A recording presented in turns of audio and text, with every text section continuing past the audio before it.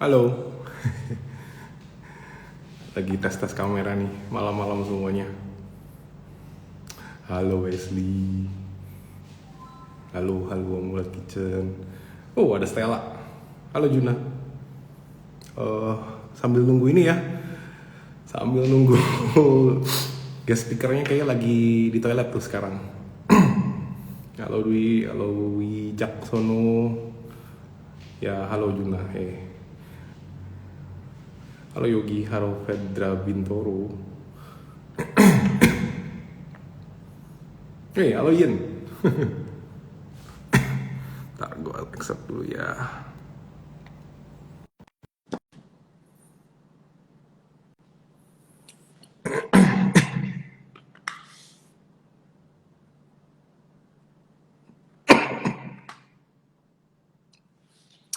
Anyway, thank you ya semuanya udah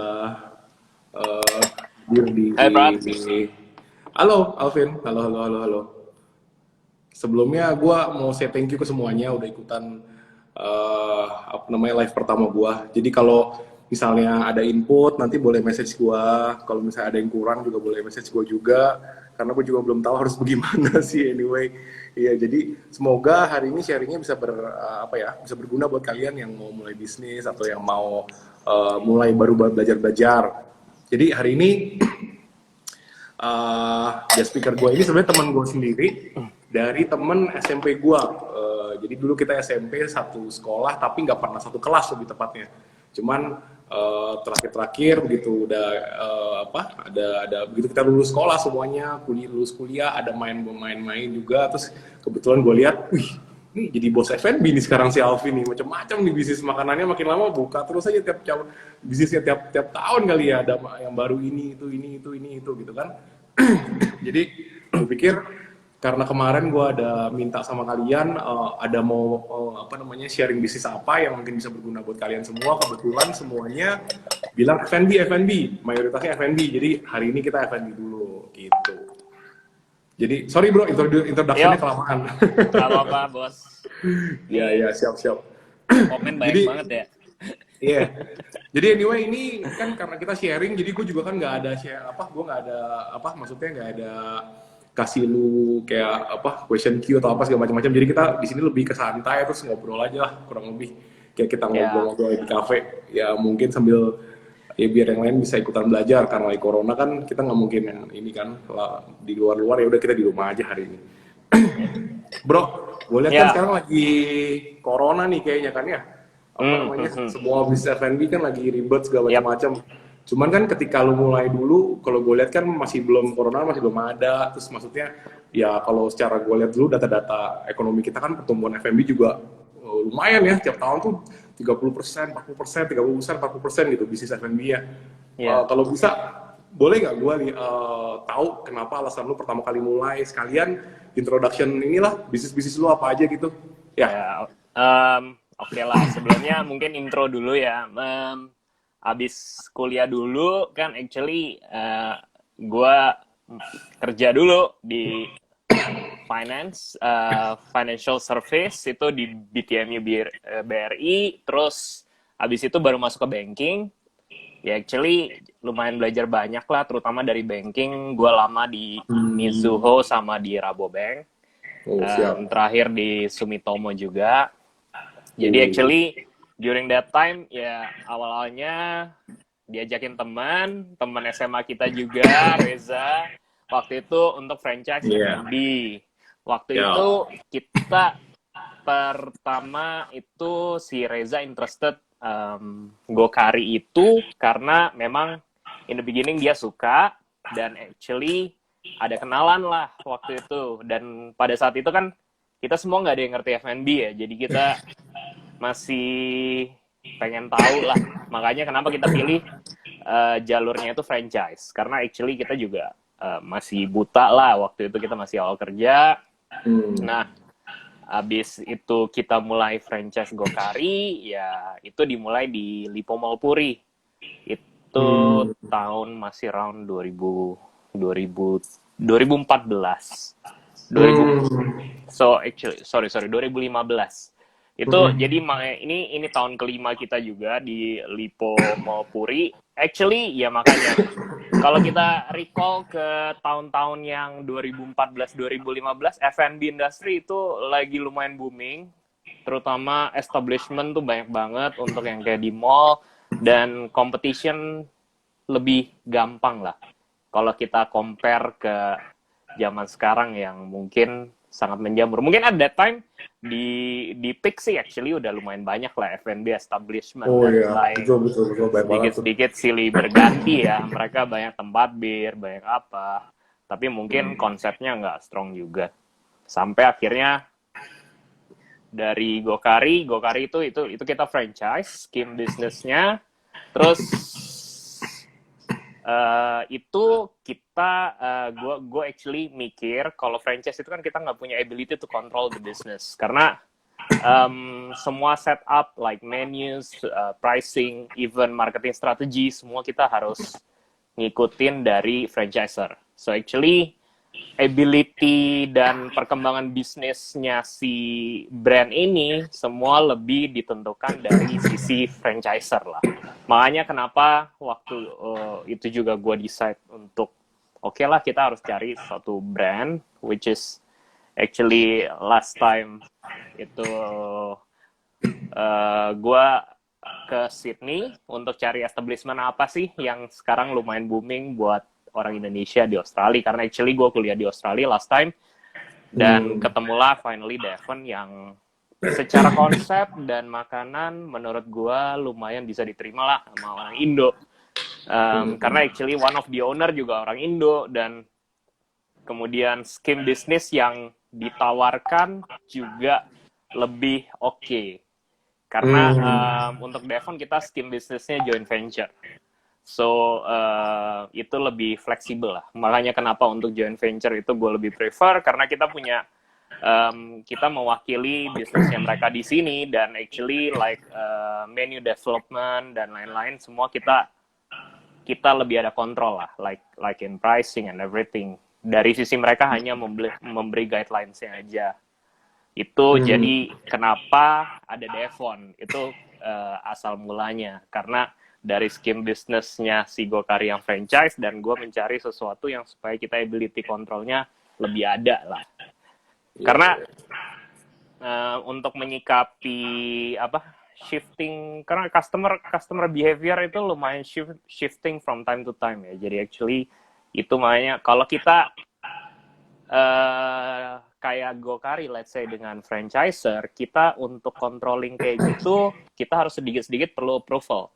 Jadi let's say mau harganya mau set harga, mau ada kenaikan harga, mau ada perubahan menu, kita nggak punya kontrol sama sekali.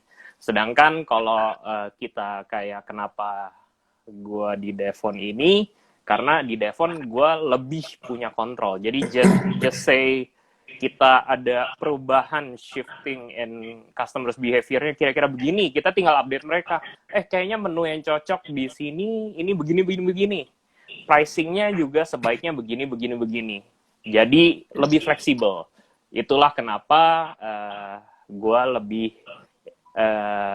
condong untuk akhirnya ada brand seperti Devon ini instead of yang Gokari tambah-tambah cabang. Actually Gokari sendiri sekarang juga mereka dari franchisernya juga actually udah ada beberapa cabang juga ya di Jakarta. Cuma maksudnya di COVID ini sendiri juga mereka ada beberapa yang close down juga.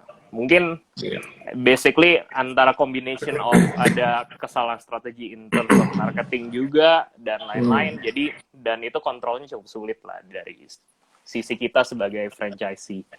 Ya, buat yang baru join nih, kalau belum tahu, si Alvin ini nih dia salah satu ownernya Devon Cafe di Senayan City. Nah, dia itu kalau menurut gua itu salah satu modern bistro ya hitungannya ya. Lebih ya modern Asian bistro fusion yang lah, lebih fusion, kita Asian fusion restaurant.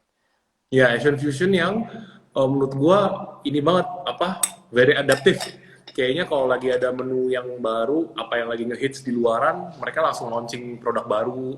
Terus kayak mereka juga sering kayak demo live masak apa gitu. Kayaknya aktif banget Iya. follower di Iya. restorannya, follower di Instagramnya juga lumayan tuh 4 ribuan. Gue lihat update banget Masih kayaknya. masih kalah sama Instagramnya Tama_88 kok followernya. Aduh, beda beda. Ya jadi menurut gua menarik banget sih itu bisnis telepon itu. Cuman kalau ya karena sekarang lagi corona gini kan gue lihat lu juga apa kayaknya lumayan struggle juga karena memang Iya, kan sekarang dining kan nggak boleh, lagi nggak boleh di betul. Jakarta kan ya, PSBB kan Oke. kita sampai tanggal 10. Nah terus kira-kira apa namanya, apa sih struggle-nya nih kalau lu lagi corona begini nih, dan ada nggak sih kayak hal yang lu lakuin untuk kayak misalnya oke lah gue karena corona gue nggak bisa dine in, gue coba boost di online sales gue untuk makanan atau apa gitu. Ya, oke, mungkin gue lebih share ke kesulitannya aja karena actually kebanyakan orang mikir F&B business itu adalah bisnis yang gampang ya. Jadi mungkin eh, mungkin gue cukup against lah untuk saat-saat seperti ini. Kita mikirnya sih F&B is not an easy business karena actually apalagi during COVID ini itu strugglingnya juga nambah. Jadi actually gue udah ada beberapa catatan ini untuk beberapa kesulitannya kita untuk tenan yang kayak kita di mall ya terutama. Kalau kayak kita kan kita buka di mall, sedangkan untuk yang tenan-tenan lain yang kayak di standalone, yang kayak Senopati dan lain-lain itu mereka udah enjoy a bit more traffic pas kemarin PSBB transisi. Tapi kalau kayak kita yang di mall, itu ada tendensi kayak premium customers itu kan lebih feel insecure untuk pergi ke tempat ramai. Jadi actually itu juga menjadi masalah buat kita. Karena orang anggapannya kayak mall itu adalah, oh itu mall tuh rame. Dan actually bahaya lah. Dan itu udah kayak nyebar bisa dari WA-nya ibu-ibu, terutama WA ibu-ibu itu bisa kayak even nyokap gue sendiri kadang kayak, oh bisa ada, hari ini jangan ke CP, jangan ke Neo Soho, ada yang kena COVID lah, ini satu gedung bagaimana. Nah kayak gitu actually banyak hal-hal yang kadang hoax ya, itu yang kadang menyudutkan orang untuk pergi ke mall. Padahal sebenarnya kalau kalian sendiri mungkin sekarang pergi ke mall, situasinya mall tuh udah nggak ada orang actually. Jadi sedangkan mall adalah salah satu tempat yang dari awal PSBB transisi ini apa protokolnya itu kita udah diwanti-wanti dari semua asosiasi mall, asosiasi restoran. Kalau kita harus very strict on doing the protocol for COVID gitu. Jadi kayak misalnya 50% kapasitas itu udah fix. Habis itu kayak misalnya kerumunan yang di atas 5 orang juga dilarang dan lain-lain. Itu sebetulnya di mall kita cukup strict. Apalagi Satpol PP paling demen ngecekin ke mall kan. Gitu. Nah, itu satu hal. Itu makanya tendensi premium customers yang lebih jadinya pergi ke standalone place karena mereka lebih feel safe kan. Oke, gue mau ada meeting nih. Misal gue mau meeting sama lu. Instead of gue pergi ke mall, gue mendingan oke kita ketemu di Senopati aja.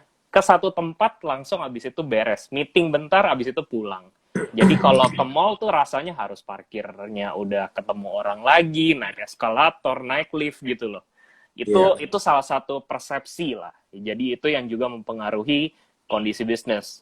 Habis itu, kalau secara umum kondisi traffic during PSBB, kita tuh basically, kalau kita doing delivery itu paling mentok tuh 10-15% dari normal traffic. Mungkin kalau yang PSBB kedua ini mungkin lebih parah ya, karena gue kemarin ke beberapa mall gue coba cek lebih parah lagi, even nggak ada orang. Jadi memang sedangkan makanya kita untuk PSBB kedua kita milih tutup total dulu, dan strateginya kita kayak ini sekarang ini kita mulai bikin PO purchase order. Jadi itu kayak gitu kita lebih fix kan. Let's say seminggu sekali. Karena dalam situasi kayak gini, pertama kita yang juga menjadi masalah buat kita adalah munculnya persaingan yang ketat dari banyak home industry dadakan. Well, to be fair, ya memang ini benar. Karena kalau kayak kita di mall, cost-nya kita jauh lebih tinggi dengan home industry di rumahan. Let's say sekarang home industry itu kualitasnya udah naik semua loh, meningkat dibanding zaman dulu. Home industry-nya sekarang bukan home industry yang kayak zaman kita pas masih kita 5-10 tahun yang lalu. Home industry sekarang nih juga mereka yang udah belajar dari apa yang kita lakukan dari establishment yang dari luar-luar juga. Makanya dengan kualitas yang tidak jauh berbeda, tapi mereka bisa ngasih cost. Mereka dapat cost yang lebih murah. Mereka nggak sewa, mereka nggak keluar electricity dan lain-lain. Itu otomatis persaingan harganya kita pasti kalah. Kalau ngomongin price ya, makanya pada saat seperti ini yang paling penting mungkin strong branding. Karena pada saat branding lu strong, orang at least itu akan menjadi first line lah. Jadi at least brand lu harus menjadi brand yang pertama orang recall di saat seperti ini. Sedangkan kalau kita brandnya kita masih di tier 2, tier 3, itu referensi orang tuh first in mind-nya tuh nggak keluar gitu loh. Jadi makanya to be fair, kayak let's say in our market, kalau kayak Union, kalau kayak kita recall Union is very strong on building their brand gitu loh. Kita pun juga merefer sometimes ke Union gitu, karena mereka membuild brandnya dengan kuat sekali, even itu butuh waktu yang sangat lama. Tapi maksudnya, jadi kalau kita ngomongin, oke, mau dessert lah, pasti red velvet cake atau donuts atau apa, pasti recall-nya udah beliin Union aja. Antara mereka udah punya branding yang kuat dan mereka punya flavor yang oke, ditambah packagingnya mereka sangat menarik gitu loh. Jadi actually itu jadi kombinasi yang sangat penting lah di saat seperti ini gitu loh. Nah, makanya untuk Oke. Oke, masih tambahannya lagi kesulitan. Kalau masalah kesulitan banyak soalnya di zaman sekarang. Siap. Kesulitannya mungkin next-nya kebijakan pemerintah. Kebijakan pemerintah yang actually sampai sekarang ini nggak support directly ke F&B.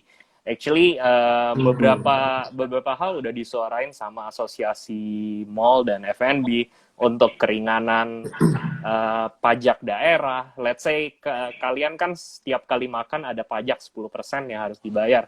Actually during this COVID period aja kita nggak terima keringanan sedikit pun dari pemerintah daerah sampai hari ini. Jadi dari bulan Maret sampai hari ini kalau kita buka itu harus bayar full tetap PB. Untuk pajak UMKM dari Pak Jokowi udah ada keringanan 0%. Nah, itu untuk periode 6 bulan. Itu untuk yang PPH. Nah, PPH badan ya berarti ya? Betul, PPH badan tapi untuk UMKM ya. UMKM artinya di bawah 6 miliar ya. 4,5.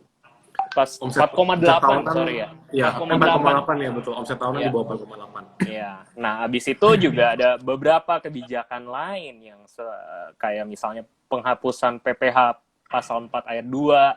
Itu kayak PPH yang sewa menyewa. Kayak misalnya kita kan sewa di mall, habis itu kita ada pajak tambahan lagi. Nah, itu hal-hal yang actually masih di-finalize sama pemerintah lah untuk dikasih ke kita, dan itu juga permintaan asosiasi juga. Actually dari semua kebijakan yang ada sekarang belum ada satupun yang impact directly ke kita. Karena misalnya kayak yang buat karyawan dan lain-lain, mereka kayak kemarin belum ada yang bisa masuk ke satu-satu lah gitu. Masuk ke support ke cash flow langsung tuh belum ada. Nah, jadi itu emang kebijakan pemerintah juga masih belum suportif. Sedangkan kalau di luar negeri, contohnya kayak di Singapura, misalnya pemerintah mereka ngasih support ke mall misalnya.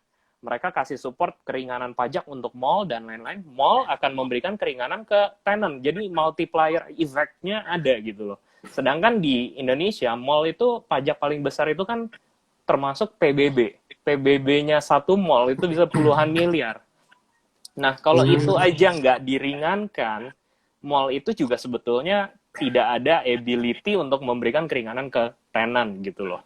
Jadi actually kalau di sisi kita jadinya berantemnya tenant sama mall. Tapi sebenarnya kalau yang paling benar, mall juga terima support dari pemerintah untuk kemudian diberikan ke kita sebagai tenant gitu loh. Itu yang fairnya yang terjadi di luar negeri juga. Nah, habis itu ya terakhir juga mall sendiri dan penyewa-penyewa pada umumnya sekarang tuh lebih fokusnya ke uang sewa gitu loh. Lebih fokusnya ke duit sewa instead of gimana cara narik traffic ke mall mereka gitu. Kalau gue refer mungkin ada beberapa mall yang menurut gue cukup menarik. Misalnya kayak Lipo Mall Puri doing the park and dine. Actually buat gue itu juga adalah suatu solusi yang cukup berbeda dari yang lain. Karena di saat kayak gini kita harus being different from others lah. Jadi gue cukup salut dengan Lipo Mall yang juga doing kayak hal-hal berbeda dibanding yang lain dan cepet gitu. Pas PSBB baru mulai mereka langsung ada park and dine gitu. Dan gue rasa itu sangat worth it untuk dicoba gitu. Even gue actually nggak ikutan di sana. Cuma maksudnya it's a good point to do it gitu loh. Jadi memang dalam saat kayak gini memang kesulitannya ya kayak gitulah di F&B. Cukup sulit, sangat sulit lah. Ya kurang lebih, ya. Betul gue setelah gue dengerin lu ternyata F&B itu ribet juga ya sebenarnya. Cukup ribet di saat kayak gini. Impactnya nomor satu karena mungkin bukan F&B doang, retail secara umum ya. Mungkin kayak Mitra di Perkasa juga mungkin hit hard lah dengan COVID ini. Iya. Ya gue dulu selalu pikir kayak, gila kalau gue bisa buka F&B yang brandingnya kuat di mall, wah ini pasti berbandingkan uang nih gitu kan, kayak dulu mikirnya begitu. Ternyata banyak costnya juga ya, ternyata kalau lu establish a nice restaurant di mall gitu kan ya, selain uang sewa lo harus bayar ini itu gitu kan ya.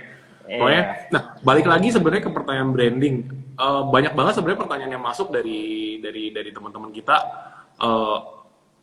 Gimana sih cara branding? Contohnya kan kayak lu bilang si siapa?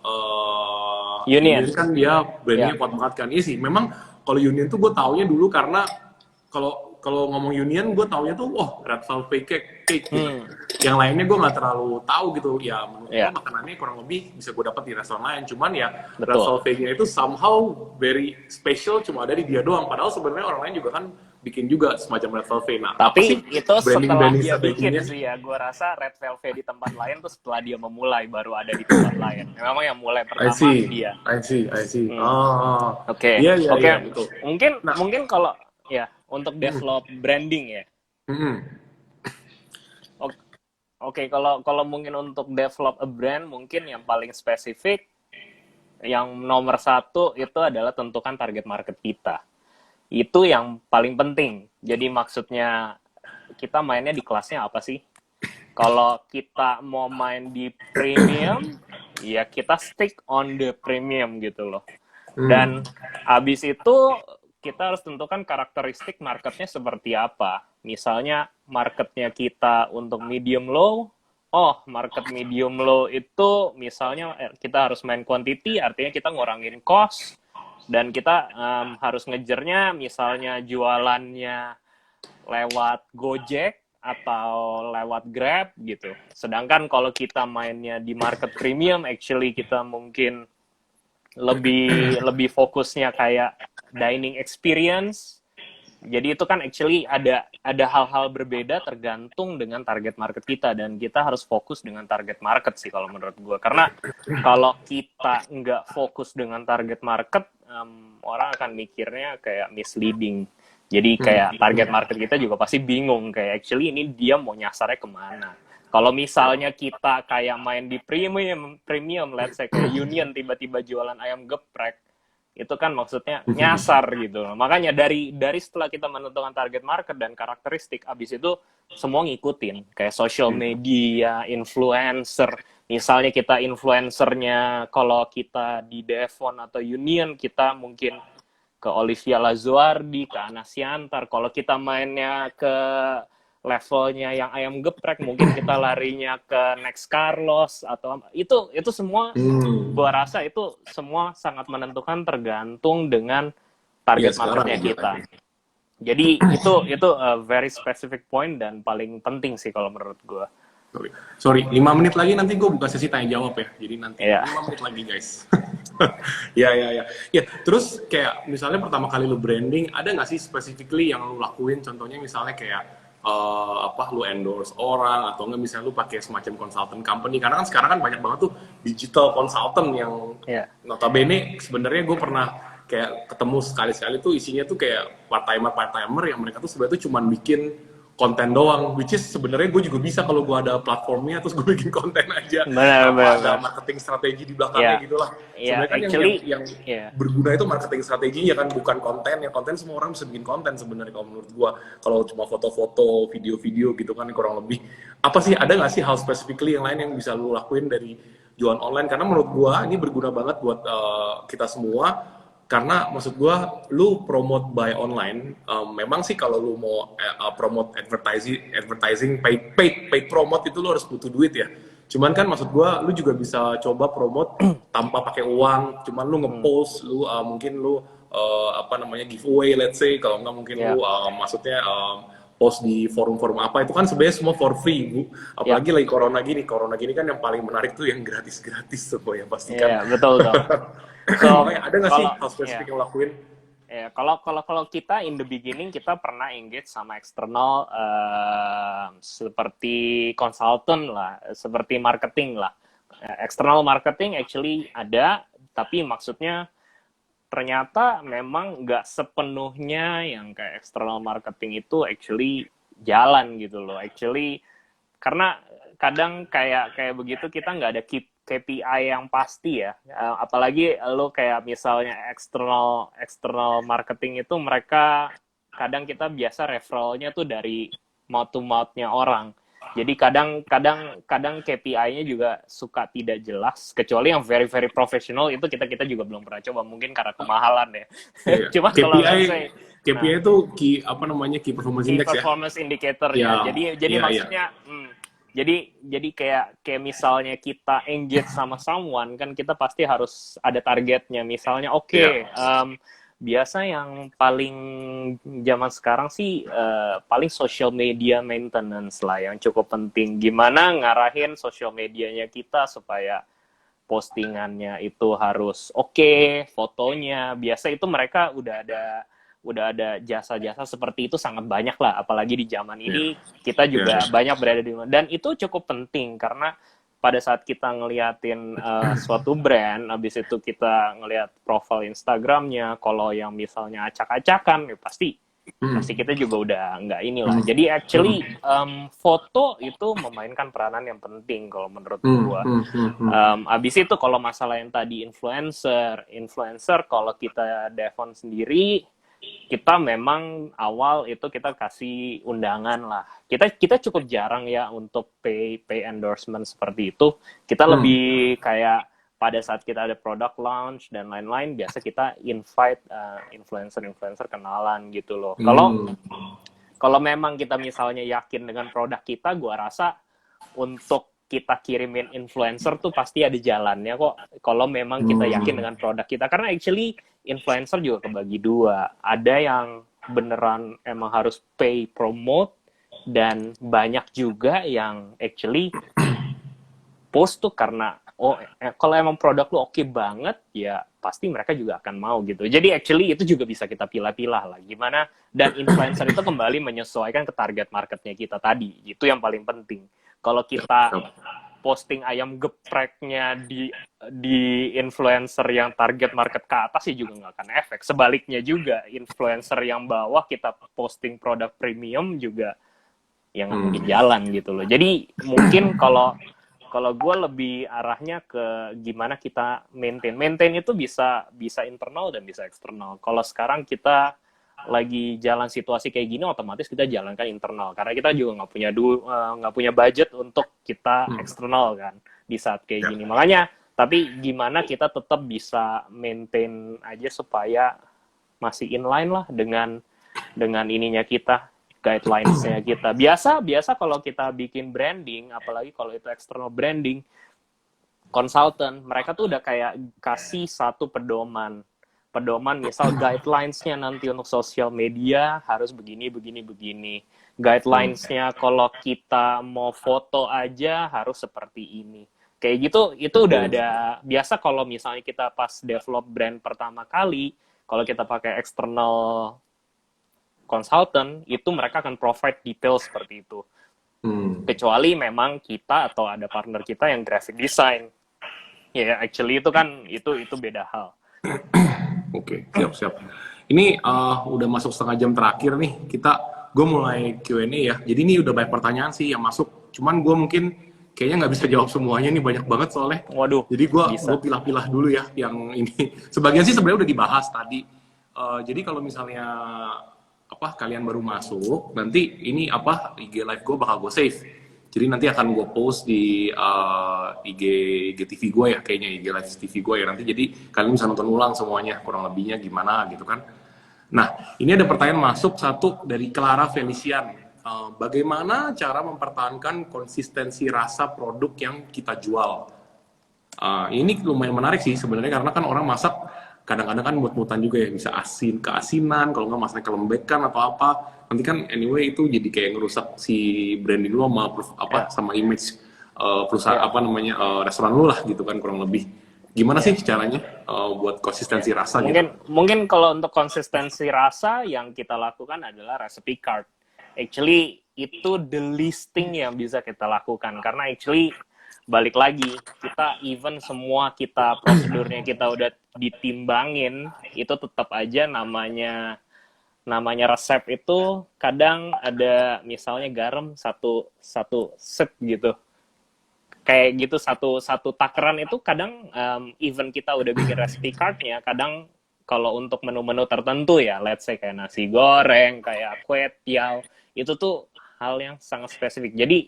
Jadi kalau kita ngomongin nggak ada perbedaan sama sekali tuh kecuali ada premix ya. Kalau kita udah ada satu premix tertentu yang udah very fix gitu, itu mungkin bisa. Tapi kalau yang ngomongin kita kayak kita gini, kita semua controllingnya dengan recipe card.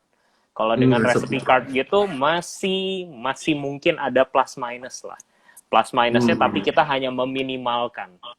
Tapi kalau ngomongin yang grup-grup besar yang kayak KFC, Bami GM, mereka semua udah premix base semua ya. Jadi mereka itu udah, misalnya KFC ya tepungnya udah centralized di central kitchen-nya mereka gitu loh. Jadi makanya kalau untuk controlling untuk yang F&B yang very big itu central kitchen plays a big part.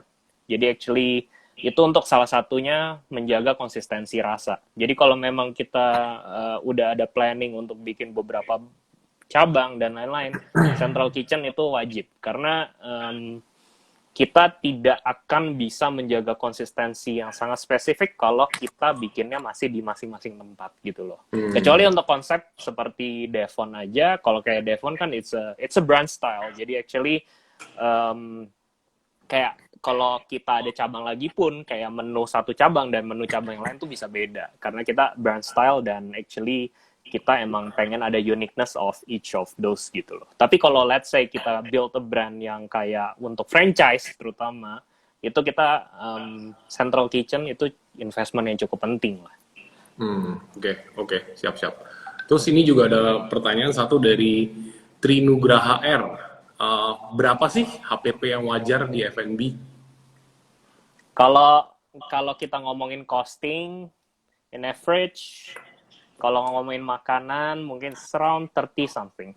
Karena 30% itu cost-nya kita untuk food cost-nya ya. Jadi biasa kita kayak untuk rental dan untuk employee itu another 15 to 20%.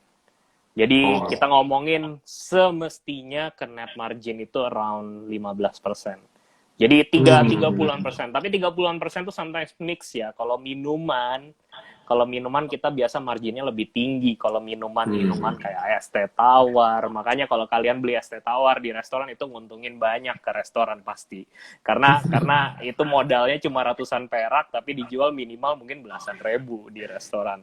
Tapi kalau itu itemsnya yang menggunakan, terutama yang menggunakan bahan-bahannya mahal, otomatis itu akan lebih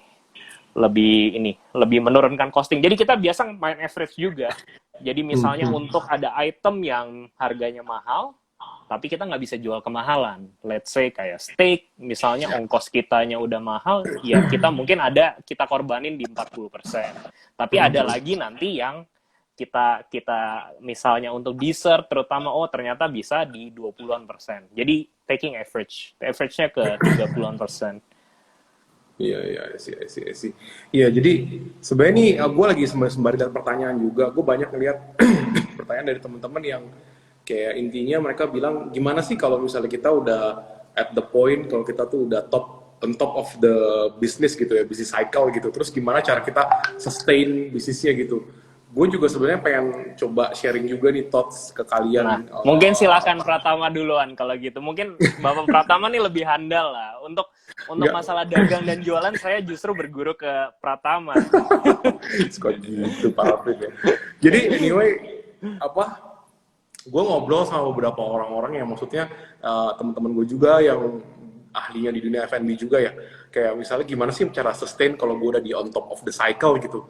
Atau enggak gimana cara gue prolong cycle-nya gitu. Kalau menurut gue sih contohnya ya kayak misalnya bisnis-bisnis apa yang udah ada di F&B, kalau menurut gue tuh triknya ya gimana cara kalian jadiin si bisnis ini tuh jadi semacam kayak habit gitu. Contohnya kayak misalnya dulu kan Sour Sally kan dulu mereka kan pertama kali bikin kayak gembar-gembornya ini nih yogurt buat diet gitu. Tapi kan mereka nggak ngomong konten apa maksudnya itu real kontennya tuh berapa kalori dan lain sebagainya gitu. Tapi at one point tuh mereka bisa jadiin di situ semacam kayak lifestyle di mana ya udah emang orang kalau misalnya mau diet atau misalnya mereka mau mau hidup sehat gitu ya, atau enggak misalnya mau boker tiap hari gitu, ya udah mereka makan Sour Sally gitu. Atau enggak kayak misalnya pertama kali dulu si contoh bagusnya juga ini, gue kemarin ada ngobrol sama inilah kayak petinggi Jimori, mereka juga bilang karena kan mereka kemarin itu sempat hampir mau go public, cuman akhirnya mereka memutuskan untuk nggak go public karena mereka belum secara nggak tahu. One of the reason gue juga gak ngerti apa, cuman yang gue dengar waktu itu mereka sempat mau go public tapi akhirnya mereka hold atau enggak mereka nggak jadi atau gimana. Cuma gue nanya ke mereka kemarin success story-nya mereka gimana sih bisa sampai sekarang tuh mereka punya tempat pemerahan susu sendiri, restoran, branding kuat segala macam-macam.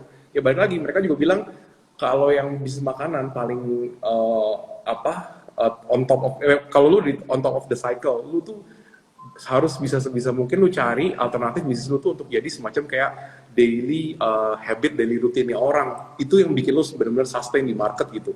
Kalau menurut gue ya balik lagi seperti tadi kata si Alvin, yaitu ke branding lagi ke kalian. Kalian harus brandingnya tuh harus benar-benar kuat, dan yang nggak bisa cuman committednya tuh nggak bisa less committed. Kayak misalnya gue hari ini gue mau ngepost, oke lah gue post lagi nanti misalnya let's say 2 minggu lagi, 3 minggu lagi, terus postingnya juga kayak nggak relevan, terus nggak menarik juga, terus juga kayaknya nggak ada hubungannya sama bisnis yang kalian jalanin juga. Mungkin seperti itu. Jadi emang benar-benar branding itu tuh berguna banget gitu. Kayak contohnya gue hari ini, gue kalau misalnya sampai hari ini nih, karena gue kelahiran tahun 80-an kali ya, jadi gue kalau misalnya ke warung-warung gue selalu bilang, Mbak saya mau minum aqua gitu. Jadi kayak padahal mungkin dia jualnya merek-merek lain gitu kan, Pristil lah, atau enggak mungkin Amidis lah, atau enggak mungkin Dua Tang lah, atau apa, tapi gue selalu ngomongnya Aqua. Itu balik lagi karena memang dulu Aqua salah satu yang pertama di bidangnya, terus mereka juga kuat banget brandingnya, di mana-mana lu bisa lihat ikan Aqua gitu kan. Jadi ya memang kalau gue bilang by the time lu udah bisa bikin bisnis lu tuh jadi semacam kayak habit, jadi semacam kayak sesuatu yang tidak terpisahkan di kehidupan orang sehari-hari gitu. Nah itulah yang dimana lu bisa benar-benar sustain bisnis lu benar-benar bisa prolong cycle lu sampai selama-lama apapun gitu menurut gua. Ya sama lah kayak Coca-Cola dan lain-lainnya lah gitu kan. Kayak kita kalau misalnya bilang ayam goreng, taunya KFC. Kalau kita bilangnya burger, taunya McDonald gitu kan. Kalau anak-anak yang jalan tahun-tahun dulu. Kurang lebih gitu sih dari pendapat nah insights dari gua yang ya mungkin gua juga dapetnya dari orang-orang yang lumayan sukses di bidangnya menurut gua gitu. Gimana tuh Bro Alvin?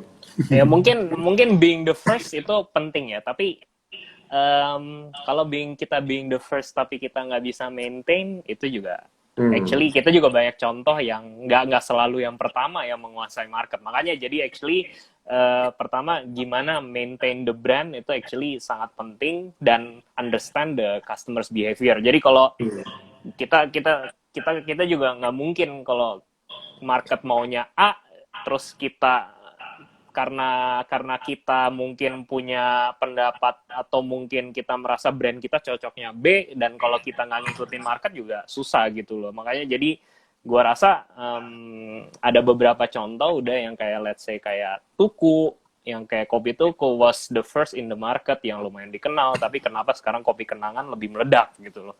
Ya makanya jadi gimana memanfaatkan momen menurut gue juga lumayan penting pada saat kita lagi naik down tinggi, lagi tingginya itu actually apa yang kita lakukan, gimana kita spread the business juga, itu juga mungkin salah satu poin yang sangat penting pada saat kita lagi di atas.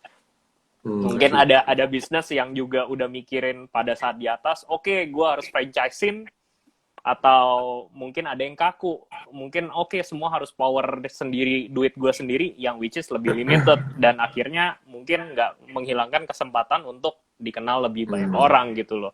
Ya gue rasa mungkin itu juga suatu pilihan yang menentukan. Oke. Terus ada juga nih pertanyaan menarik nih, barusan gue lihat. Ini relevan banget sih buat gue juga pribadi sebenarnya. Apa sih yang harus gue benar-benar perhatikan ketika gue baru mau mulai bisnis F&B? Contohnya do and don'ts, yang apa yang boleh gue lakukan dan apa yang tidak boleh gue lakukan, atau enggak gue harus hati-hati di mana sih? Misalnya gue manajemen keuangannya kah, biar aku taruh karyawan nolong uang, atau gue buka tempat buang-buang, atau apa segala marketing gitu kan. People management itu udah pasti itu hal yang paling susah lah, tapi itu mungkin nggak F&B doang, karena lu in every business people management itu yang paling penting lah, dan itu very crucial. Tapi kalau ngomongin ke F&B specifically, mungkin gue lebih prefer ke costing. So actually kalau let's say kita mengenerate income sebanyak-banyaknya tanpa kita bisa nguasain costing, menurut gue percuma. Lu mau income 1 miliar, kalau lu nggak kontrol costing, dan costing lu juga 900 juta misalnya, ya itu nggak make money. Mungkin lebih oke company dengan restoran dengan income 200-300 juta, tapi bisa kontrol costingnya di 50 juta gitu loh. Jadi makanya actually yang paling penting kalau untuk F&B gue rasa adalah gimana kita kontrol the cost, dan gimana minimize the wastage. Itu costing dan wastage itu adalah dua hal yang cukup penting lah. Baru setelah itu terkontrol, kita mikirin gimana maximize the revenue. Jadi kalau kita nggak punya kontrol di costing, kita cuma mau geber revenue, ya akan wasted juga. Mau revenue segede apapun tanpa kontrol costing yang baik, ya bye-bye gitu loh. Jadi menurut gue costing plays a significant part lah untuk F&B business. Oke. Kalau ini ada pertanyaan lagi nih, apa dari teman-teman kita, mereka nanya, ini kan lagi corona nih, jadi kan kayak semua bisnis F&B kan terpengaruh karena ya semuanya sepi, orang nggak boleh dining dan segala macam-macam. Bisnis apa sih F&B yang menarik sekarang? Contohnya tuh, yang kan lu kan emang berkecimpung di dunia F&B nih, jadi lu tau lah kayak, si ini bikin ini, kayaknya it works out very well gitu. Si ini bikin ini. Kayak kemarin contohnya, gue denger dari orang, say sapi tuh the next ayam geprek loh gitu. Kayak, kayak sampai akhirnya karena orang ngomong gitu, apa sih say sapi gitu, gue langsung sampai coba beliin, gue makan. Enak sih, cuman kalau jadi the next ayam geprek, not sure. Ya maybe. Gue juga nggak tahu, karena gue juga nggak bisa prediksi masa depan ya. Kan lu mungkin lebih tahu. Ya, kalau gue rasa untuk orang Indonesia secara umum, ayam itu akan balik lagi nomor 1 lah. Kalau kita ngomongin ke daya beli kita secara umum di Indonesia ya, otomatis kita ngomongin proteinnya itu orang akan balik lagi ke ayam. Kalau kita mau mainnya mass and very mass gitu loh, nomor 1 pasti ayam. Karena apalagi dengan keadaan COVID kayak gini, actually keadaan kayak gini pengaruh buat F&B adalah shifting perilaku customer juga. Karena mereka yang biasanya misalnya, gue spending buat makan harian gue 70.000. Mungkin dengan pengurangan salary mereka di kantornya masing-masing, sekarang mereka hanya kuat untuk spend 20-30.000. Jadi kayak gitu, dan kalau udah harganya segitu, protein apa yang menurut lo kira-kira masuk? Ya otomatis ayam itu adalah yang paling low, make sense. Dan make sense gitu loh. Dan memang secara umum orang Indonesia akan refer ke ayam. Tapi sekarang makanya ini tanda-tanda bahayanya COVID ini adalah harga ayam di pasaran kita sekarang itu udah turun ke level yang paling rendah, which is kalau ngomongin di harga peternaknya mungkin mereka udah rugi. Karena kalau kita ngomongin boneless aja sekarang harga udah 30 ribuan, boneless chicken, dan ngomongin ayam hidupnya mungkin udah 17-18 ribu. Actually itu sangat-sangat rendah lah. Jadi dan menurut gua ya ini udah warning untuk ekonomi secara keseluruhan. Mungkin orang-orang yang biasa makan ayam aja udah shifting ke makan yang lebih murah gitu loh. Jadi ya makanya semua ini akan bergantung kepada cara penanganannya pemerintah juga. Kalau mereka nahan COVID-nya ini nggak jalan gitu, otomatis impact-nya ke terutama retail and F&B business ini akan kena hit hard gitu. Terutama yang middle up. Karena ini mengurangi market middle yang turun jadi market low itu cukup banyak gitu loh dengan keadaan kayak gini. Dan ini udah pasti mempengaruhi bisnis secara keseluruhan. Kayak misal mall akan berkurang, tenan-tenan kalau ke mall sekarang udah pada tutup, kantor akan ngecilin office space, F&B yang buka di gedung-gedung perkantoran aja efeknya udah luar biasa sekarang banyak yang tutup. Karena orang kantoran juga pasti mikirnya sekarang ngapain nyewa mahal-mahal. Mereka akan ngecilin office space dan kalau bisa work from home gitu loh. Jadi actually semua gimana minimize costing jadinya. Ya, ini pertanyaan terakhir nih. Ini pertanyaan personal dari gue karena gue juga lagi struggling juga sebenarnya pribadi gue. Apa sih yang lu lihat tren makanan 5-10 tahun ke depan nih? Kayak maksudnya gue sekarang kan kita kan di industri 3.0 ya. Kita kan sekarang lagi menuju ke industri 4.0 gitu kan, 4.0. Jadi mungkin kayak let's say another 5 to 10 years gitu. Apa sih di dalam industri makanan terobosan yang kira-kira menurut lu picture nih, oh mungkin F&B nih 10 tahun lagi ini kayak gini gitu. Apa sih? Misalnya lu ada ide apa nggak sih? Kalau gimana kan lu anyway lu harus sustain bisnis lu juga kan 5-10 tahun. Untuk kalau menurut gue untuk 5 to 10 years I'm being optimistic on F&B business karena actually kalau kita ngomongin opportunity sekarang dengan banyak yang dying seperti ini, makanya gue juga berusaha mati-matian gimana supaya kita sustain di saat sekarang. Karena menurut gue when all of this over, semua yang masih bisa bertahan itu akan punya opportunity yang jauh lebih tinggi. Karena kalau ngomongin makanan, semua orang pasti makan. In the end, kita nggak makan. Dan nggak mungkin juga kayak misalnya kita yang sekarang di rumah ini doang akan selamanya di rumah gitu loh. So basically, gue pun nggak percaya kayak misalnya ekonomi ini suatu hari akan semua basically balik online semua mungkin online hanya untuk simplify life ya, tapi untuk ngomongin daily life kalau kita ngomongin tiap hari orang hanya akan di rumah dan semua hidupnya online itu nggak mungkin. Jadi pada suatu hari ini situasi orang akan pasti balik keluar, orang akan balik lagi nongkrong sama temennya gitu loh dan family-nya gitu loh. Maksudnya manusia sebagai manusia sosial itu nggak mungkin dihilangkan dengan COVID ini. Mungkin ini hanya membatasi sesaat. Makanya menurut gue opportunity untuk F&B business gue rasa masih terbuka lebar gitu loh. Tapi gimana kita know the market aja. Balik lagi kalau menurut gue sekarang yang akan pertama kena impact semua yang di gedung-gedung terutama. Karena orang menghindari untuk pergi ke kayak ke mall, perkantoran, itu yang akan kena efek paling pertama. Kedua, yang untuk yang kayak di tempat stand alone, pasti ada less effect gitu. Nah itu ya gimana kita ngebaca market ke depannya aja untuk membaca shifting behavior-nya. Oke. Anyway kita udah mau 1 jam nih, setahu gue IG live 1 jam bakal mati sendiri. Jadi terakhir kali gue minta ini kali ya. Closing statement dari seorang Alvin yang bisnis di F&B yang kira-kira kedepannya gue yakin bisnisnya makin lama makin banyak nih karena dari 2015 up to today dia udah buka 3 loh ya setahu gue ada Gokari 2 sama Devon dan ini ada baru mulai lagi nakalin aja kan ya bener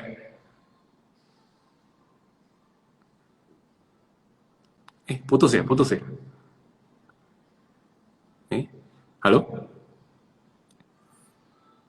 Halo?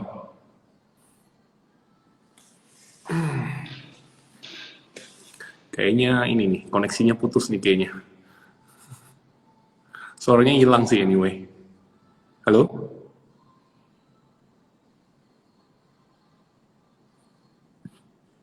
Kalian masih bisa dengar suara, oh putus, Alvinnya putus berarti mungkin enggak ya? Enggak sih?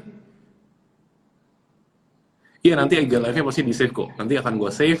Nanti kalian bisa lihat di IG video gue, IGTV video gue nanti kurang lebih semuanya. Ha-ha. Suaranya hilang, kata Alvin bilang. Jadi mungkin dia akan masuk lagi sebentar lagi. Kita masih ada waktu kurang lebih sekitar 9 menit. Iya, gue masih bisa sih. Anyway, tapi Alvinnya yang lagi putus nih, kata dia bilang suaranya hilang, dia coba masuk lagi nih sekarang.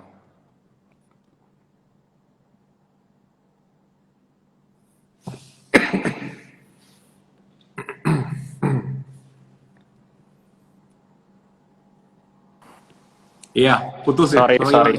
Ternyata ada WhatsApp call dari nyokap. Oh, oke, siap. Ada Ya udah, gangguan. apa closing statement deh kalau gitu?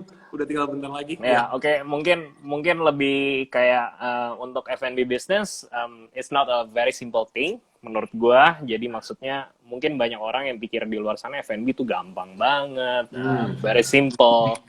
It's terlihat simple, tapi pada saat kita di dalamnya tidak simple gitu loh. Jadi actually banyak hal yang harus kita kelola dengan baik. Let's say yang kayak tadi, let's say costing, branding is a very very important thing gitu loh. Jadi kalau kita nggak siap untuk itu semua, gua rasa ya nggak gampang lah.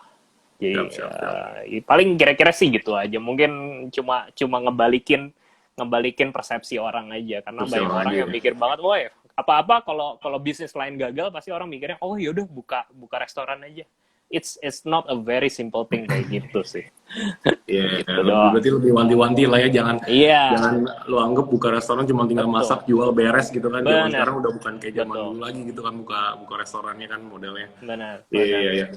Anyway, thank you banget nih, apa namanya, lu udah nyempetin waktu lu udah 1 jam nih, harusnya jam istirahat. Thank you juga. Ya, anyway guys, ini video nanti akan gue save, nanti gue kasih tau lagi, nanti kalian bisa baca bisa nonton di IGTV gue nanti, gue save nanti. Nanti kita juga ada giveaway dari Alvin, kita dapat ada giveaway mie truffle sama ada jam selai. Jam itu dia buat sendiri dari buah beneran tuh, nggak ada pengawet aneh-aneh kan ya pasti kan. Aman. Halal. Iya, makanya anyway, dan nanti ada bakmi truffle juga. Kalau kalian tahu truffle tuh kayak semacam jamur yang mahal gitu. Gue juga nggak pernah makan sih yang bongkahannya. Honestly speaking. Belum mampu. Mahal banget bos. Iya, jadinya ini ada bakmi truffle menurut gue enak banget sih. Jadi nanti akan gue, ini kan ada dari tadi gue udah print screen orang-orang yang ikutin kita punya live, terus nanti ada mereka ada yang ngasih pertanyaan-pertanyaan juga. Nanti jadi dari orang-orang itu yang bakal kita kasih giveaway-nya. Nanti gue akan announce di IG story gue kurang lebih, nanti gue tag lagi Devon Cafe-nya dan itu deh pokoknya dan account-nya Instagram-nya Kakak Alvin.